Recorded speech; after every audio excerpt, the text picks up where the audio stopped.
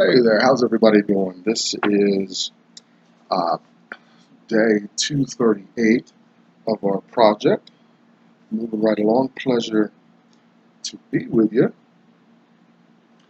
Quick story, I had a meltdown at work, and I'm prone to meltdowns. Never to violence at work, hopefully never. That'll be bad for the black man in the white workspace. But yeah, I had a meltdown, and if you remember, maybe a month or so back, there was this issue at work with me driving some of their equipment and my little private protest. Well, there's been a tension growing and festering in the workplace since that came about, and it really came to a head yesterday morning, or however you figure might work. Anyway, a lot of shouting, cussing, you know, a lot of goading me into a very vulnerable position. Although I'm not afraid to lose the job. There's jobs out there, you know. I even got a few months cushion. So I was actually contemplating that. But this really suits my needs, so I got to stay there. Anyway, you know, I got in touch with, I can't get everything working in my favor and all that stuff. That's okay. There's a lot of compromise that's good. And now that there's some of the stuff of the arguments are out in the air, uh, I've gone to some of the upper management. Now I see where power structure is, and I was able to vent and stuff. So I'm covered at work.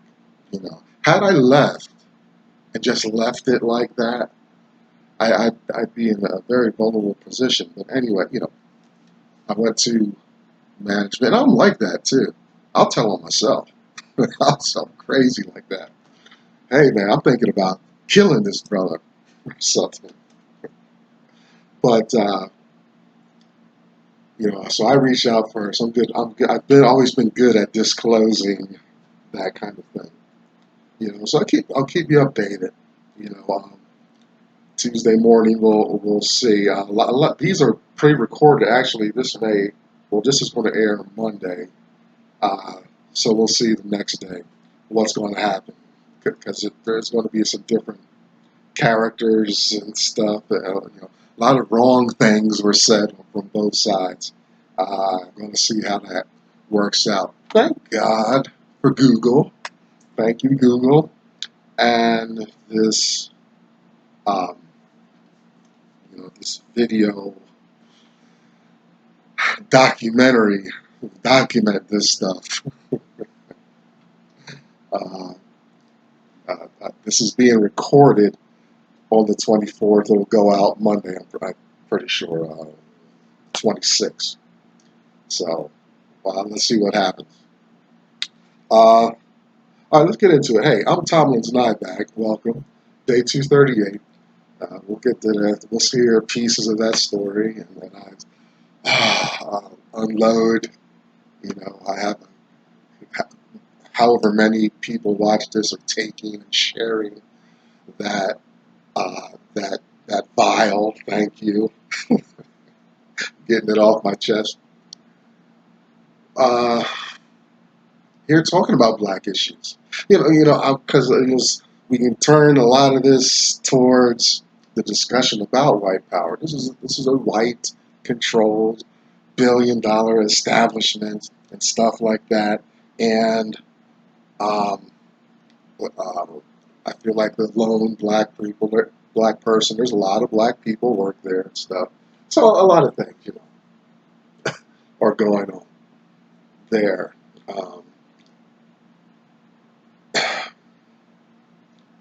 this project is really helping me to identify, articulate arguments about race, identities, how power's working in America, how, the incident today is a microcosm of historical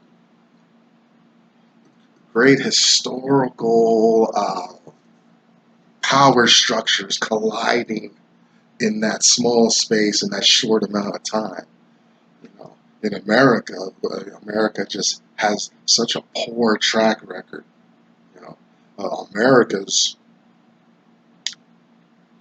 relationship with oppressing one people group because of the color of their skin uh,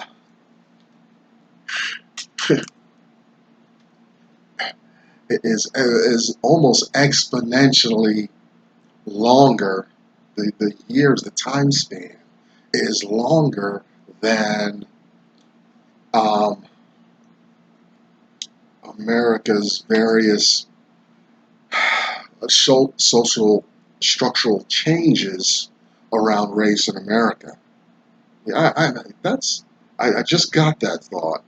I didn't realize, you know, slavery and disadvantaged black folks. That's recent history, very recent, right? We're coming on 2020, okay. So we had the 60s, 60 years ago, roughly, right? 60 years compared to 500 years. You know, we got a long way to go. That the wound's not healed. Uh, America's history with that is not something that's so far in the past that America doesn't wince when it thinks about her relationship to black people, how black people were handled in the land. That's very recent history, and problems from there persist today. So it's really not gone anywhere. You know, you just got black people making more of their own choices, having a higher degree of self-determination, but they're still within a white system. Hence, uh, a lot of my concern is for the mind of black people. Do they know they have a say? Do they know they have a right? You know, in the workplace. You know, we don't. We're not just automatons, mindless automatons. You know. See, this right here, this qualifies me for to have a very seasoned perspective, especially in the blue collar white workplace. I'm a veteran of that. I'm on the ascent. I've forgotten more about blue collar work than these white men who are 20, 25 years younger than me out there living the privileged life. That's okay. That's good. You know, they didn't smoke crack and screw around with homelessness. You know, and if you stick around here long enough, you know my mind on why these white men are so successful and why black men are struggling and live a challenged life unless they bounce a ball or entertain. You know, uh, so you're thinking, whatever your color, you know, because we're in America, that impacts how we're going to view the world, what we're going to feel like in America.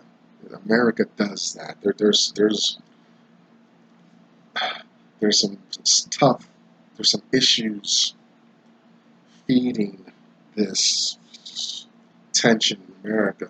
There's underlying issues there that have not been exercised that brings me to make videos of race. And a lot of other people, look on the internet. There's a lot of other people with saying things in support of their respective group, freedom of speech and stuff.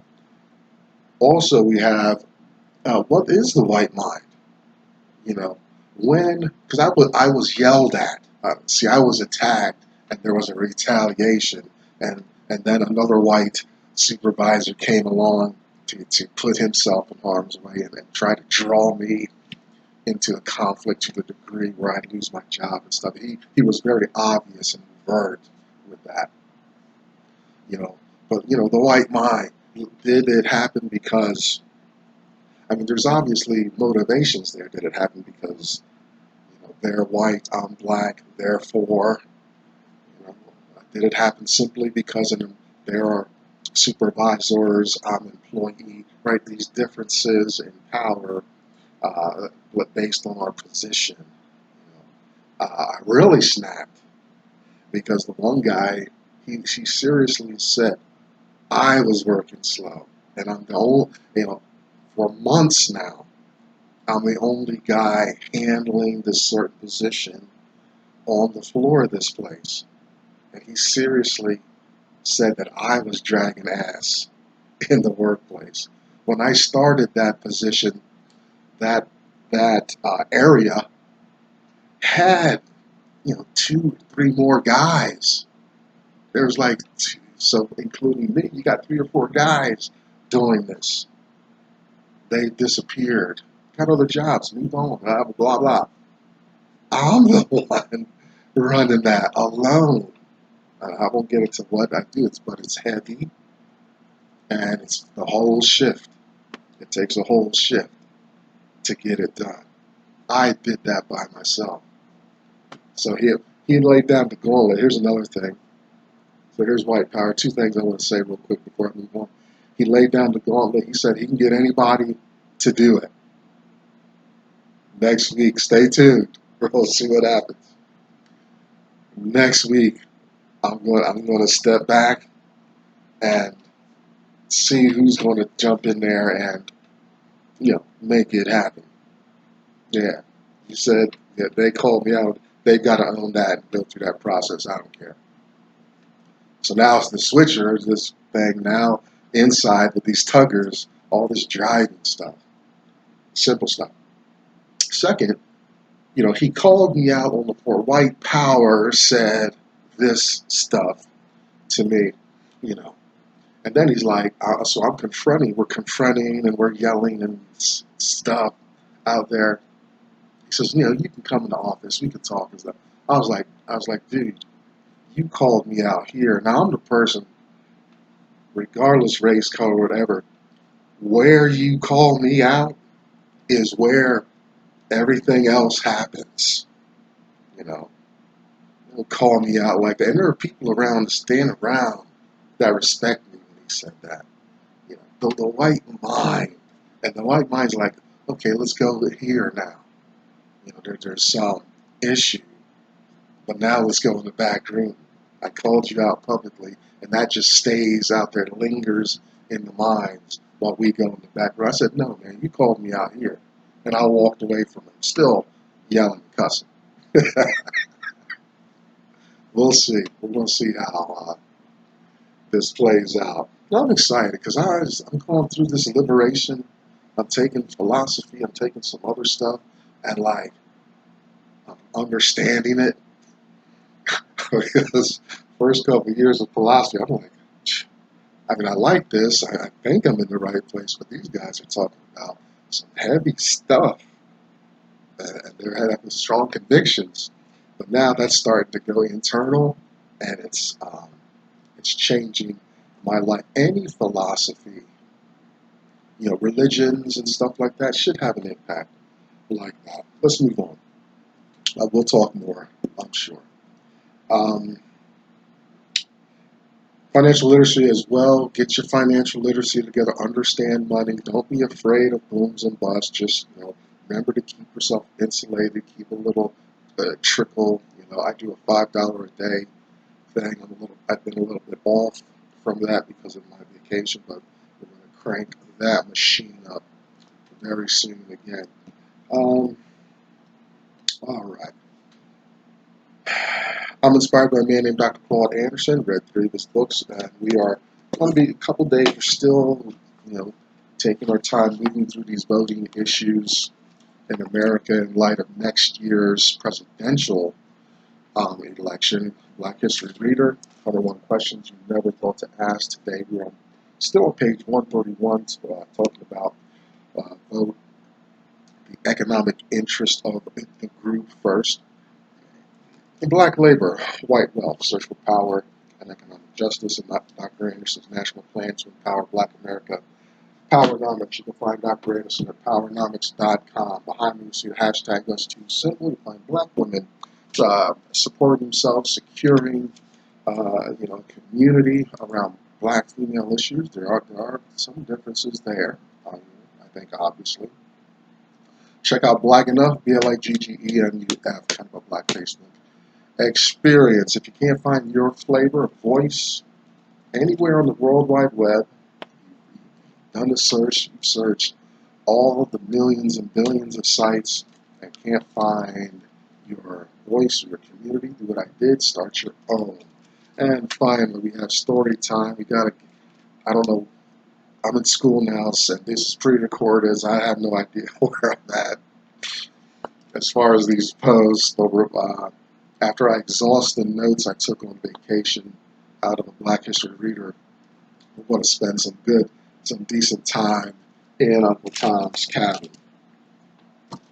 That's important because we left off with some important changes happened there. All right. Black History Reader, day 238. Is part 5 of our voting concerns here. And we're looking at part 4 of Dr. Anderson's 6 voting concerns. Dr. Anderson likes giving us 6 points. That may be an educational tool. He was heavily into education in Florida and up in Detroit. And as I'm back in the educational space, maybe this 6 points thing will help me organize long papers and stuff. All right, so this is point 4 of his Powernomics political principles, and it is to prioritize economic interest of your group first. We are putting this candidate into position, White House, local government, whatever, for economic incentives, some power. We're going to talk in a couple days about symbols and intangibles and stuff. What economic interest means, we're going to benefit economically from that man or woman who is representing us, who we voted for, rallied for, got petitions or whatever, got out of the house to pull that lever, write that ballot. They now in turn have an obligation to fulfill our needs. In America, let's let for Black people especially, let's let the need be some economic security, some wealth in America, some real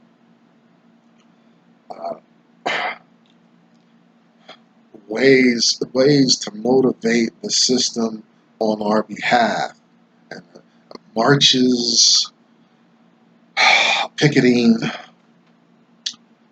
Those are the symbols. We can do that. That's our public display. But are we getting back in turn what we're investing for?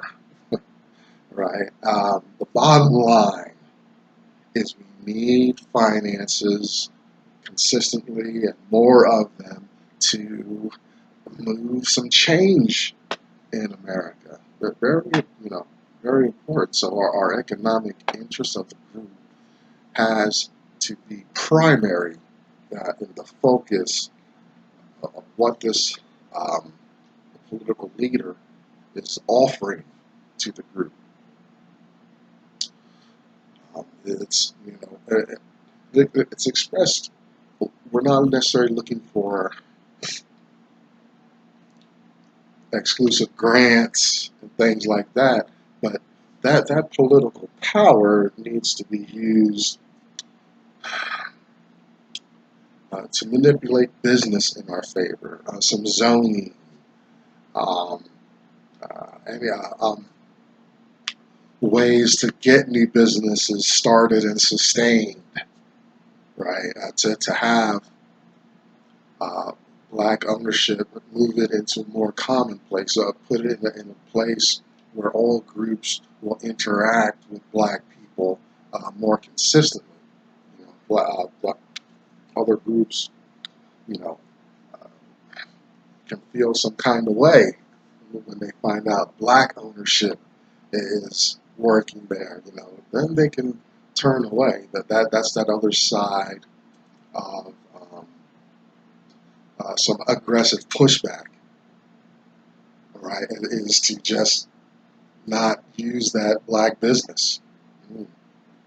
I mean, it happens and can happen, right? We need so we need a favor in, in what we're doing. You know, we're black folks ain't looking for a free ride, handout, welfare, and stuff like that.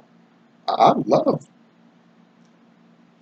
you know, my workplace is challenging, but I showed up and made that happen. Right, and I'll get compensated. It's an agreed upon wage, and we're living it. So, um, but we're hoping that black folks can be in charge. What about this is a big international super gajillion dollar rate. We got a race car. It's a big company. Uh, can black people forward that? You know, can black people form a company to compete with um, these these mega white companies, corporations, right? The politician is the person who needs to be helping, fostering, and making some of that work. We need to pay attention. You know, that politician. You know, it's economic interest, but economic interest is also um, making the atmosphere for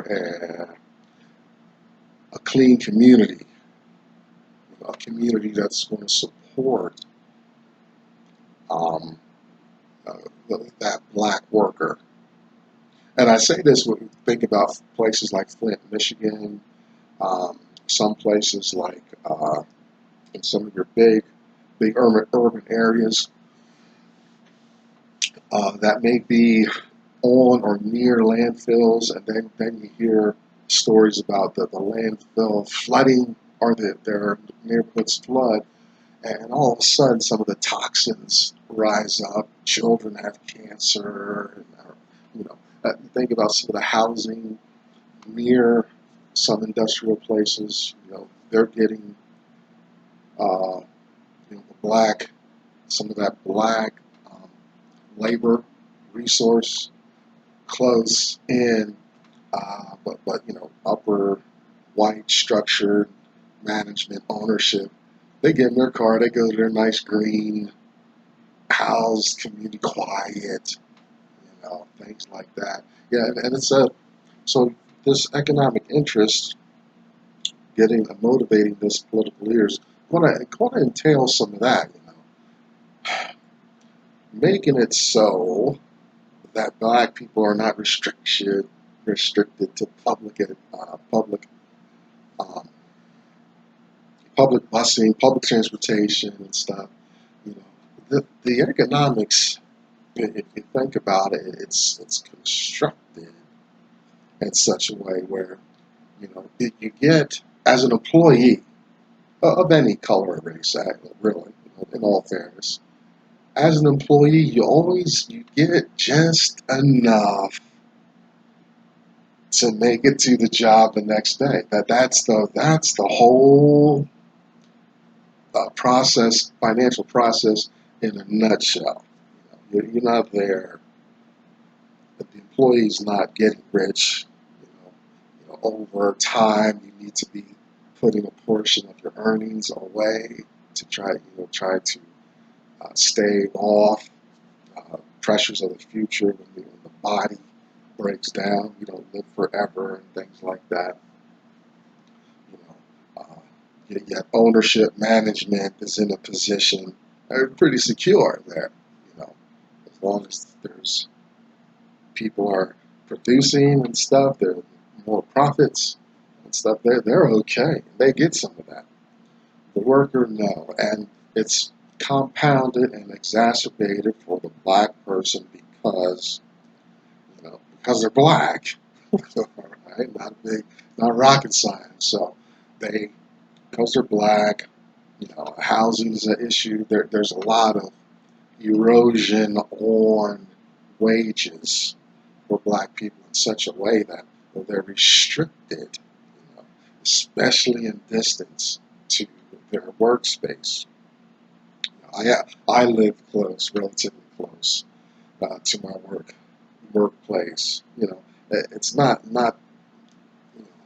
it's not a big surprise, but public transportation gets me there, as long as that's on point. Uh, but the upper management, ownership, they got cars, and they got freedom of movement and stuff like that. But so, as far as corporate life and businesses and things like that, we're asking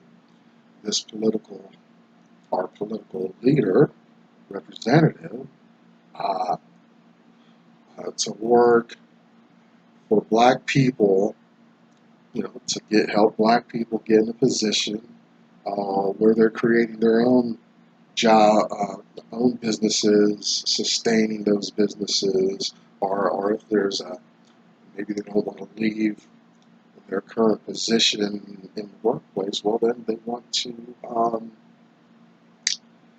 make that space better.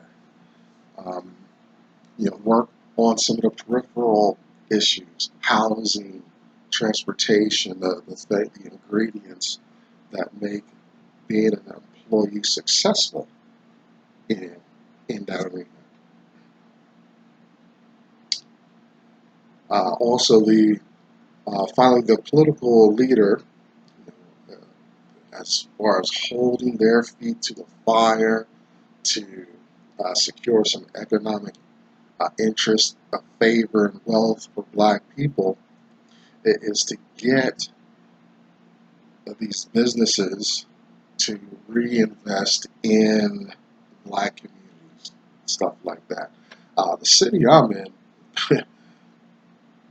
we just went over a huge issue with gentrification, middle class-ish people moving in, building, and stuff like that, and they just price black people, black communities just out of the space, swept aside easily. You know, so now the communities are clean and stuff like that. A lot of good environmental and aesthetics going on. Um, but these are people, and I think it's a tech boom, more or less, that drew all these young white people uh, into this space in the city. So black people, we had them kind of move out, which impacts our housing and transportation. But the point I'm trying to make is, um, the black worker, should reap some more benefits right in their community, where from some reciprocation uh, from the companies they work for, whether it's better wages or whether it's real um, initiatives in the black community. Coming from these black businesses, Like I say, the bodega and other small corner stores, little convenience stores, they've got to bring back and leave some of that wealth in the black neighborhoods as well. So, this point today is for uh, black people to uh, make sure this black representative, man or woman, uh, has in mind their some desire to get the economic life of their group better. It's what happens with any group that makes it into seats of power. They're going to look out for their group because their constituents said that. Now, see, black people need to get better with that point. We vote for, we send leaders, but we're getting so much little in return, and that little we get is diluted because everybody has access to it, make it a part. So we're looking for a message that's more exclusive for black folks. I'm Thomas Nyback. I'm starting to run over here. We're going to get to tomorrow's point. Um, More about exclusivity, but we're going to end here for now. Come back and see you tomorrow. Let's see what kind of trouble we can get into. Bye bye.